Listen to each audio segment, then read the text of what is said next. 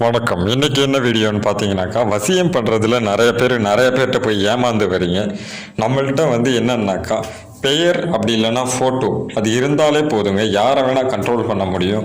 இதில் என்னன்னு சொல்லணுன்னாக்கா, முட்டாள்தனமான மூட நம்பிக்கையில் வச்சு பண்ணுறது இல்லைங்க. ஒரு ஹிப்னாட்டிசம் முறையில் வசியம்ன்றது மாந்திரிகத்தில் பண்ணுறது சித்தர்கள் கூறிய முறை.